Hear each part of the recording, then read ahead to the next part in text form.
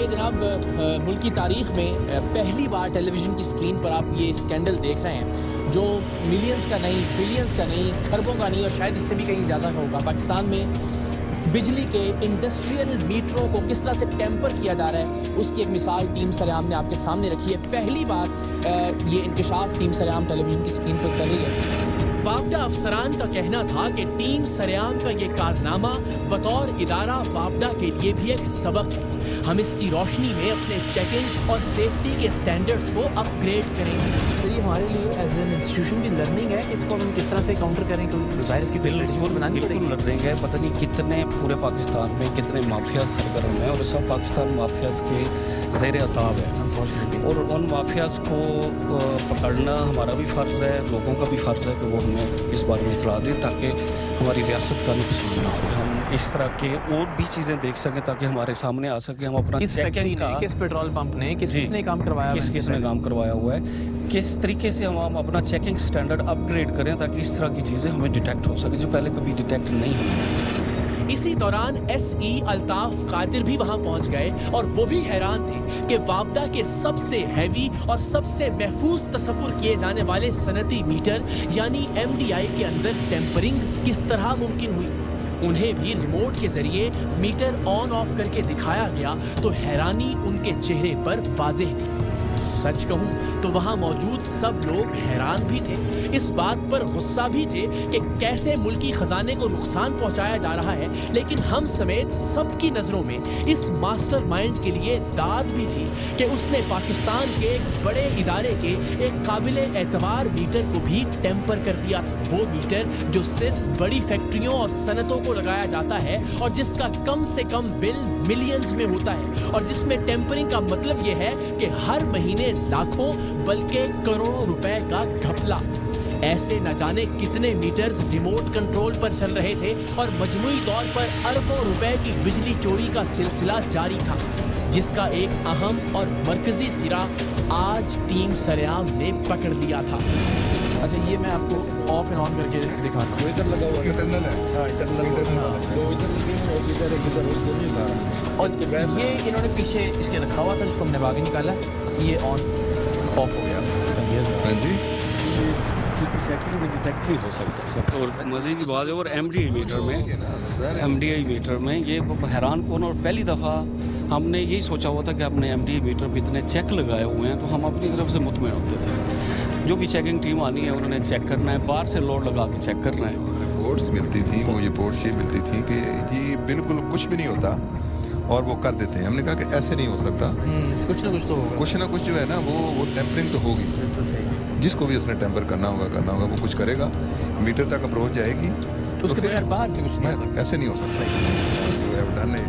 Great job जो कि हम लोग मेरा ख्याल है बड़े इतने अरसे से नहीं कर पा रहे थे और आपने जो है वो चंद दिनों में कर। Thank you very much.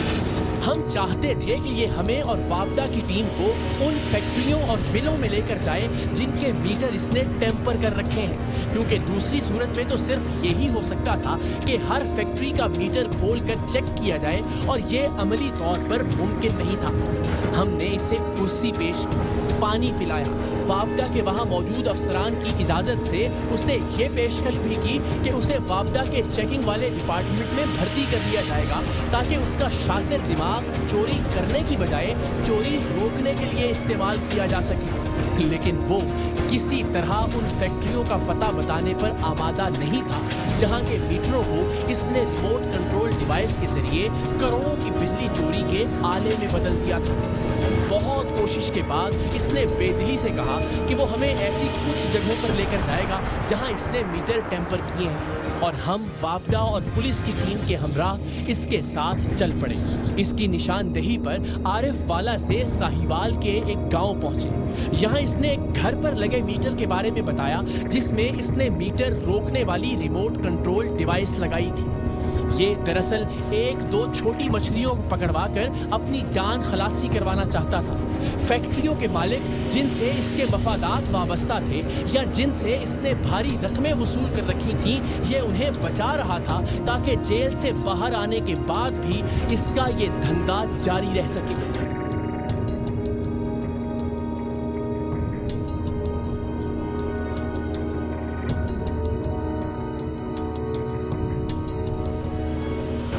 उसके बाद ये हमें साहिवाल शहर में ले गया, जहां एक दुकान के मीटर की निशानदेही की जिसे इसने टेम्पर किया था, लेकिन वो दुकान अब बंद हो चुकी थी।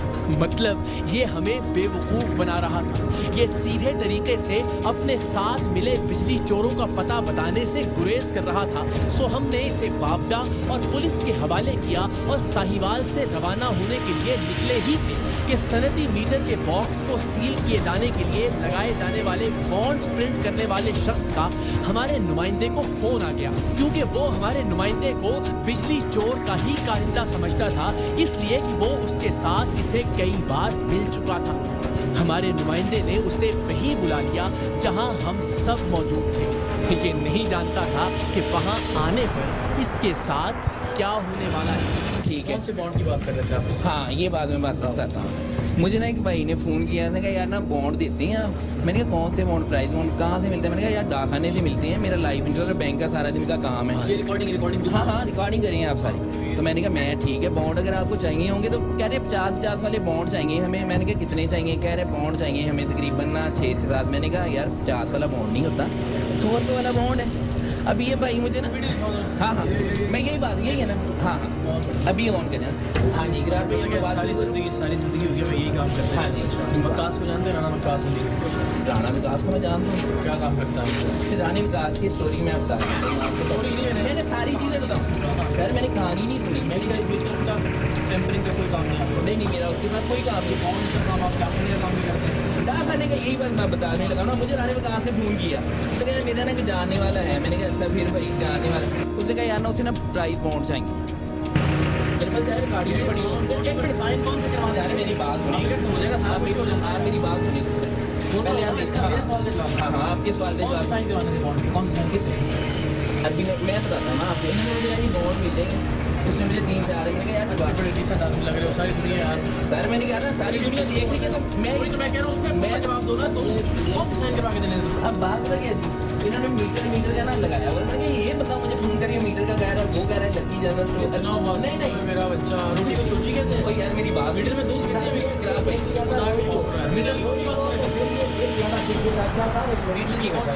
क्या चीज़? मैं वही बात कहने लगा। इकरार साहब बात ये हुई कि इन्होंने मुझे जब की बात की कौन सी नहीं कहानी ये भाई ने मुझे फ़ोन किया। आपने खुद कहा ना इन्होंने तो छोड़ दिया। आपने मैं ये बात है भाई मैं वो कंपनी कह रहे हैं, मैं दूसरा काम कह रहे हैं, मीटर वाला। मैं हूँ यही गल कह रहा हूँ। एक चीज़ का मुझे पता ही नहीं है कि वो बंदा कह रहा है यार तुम मीटरों का काम करते हो, मीटरों का कर रहे एक बंदे इसने मेरे नंबर से फ़ोन किया, फ़ोन करके बंदा आगे बंदा ये होता है सर्टिफाइड झूठा। ये सारी दुनिया देख रही होगी कि खुदा का खौफ। मीटरों का क्या तुम खुद बात कर रहे हो? इन दोनों में से किसी ने बात की तुमसे मीटरों की? इसके राणे से? राणे ने बात की मीटर की, इसने की? तुमने कहा ना मीटर का काम कराना। मैं बताता हूँ, इन्होंने कहा कि हम लोग ना पैसे देके मीटर करवाते हैं। सही आप क्या? ये तो बहैसियत कौम हमारी चोरियों की एक मिसाल है। टैक्स चोरी, बिजली चोरी, पानी चोरी, आटा चोरी, चीनी चोरी, काम चोरी, इतनी चोरियों के होते हुए आप ही बताइए कोई कौम कैसे तरक्की कर सकती है?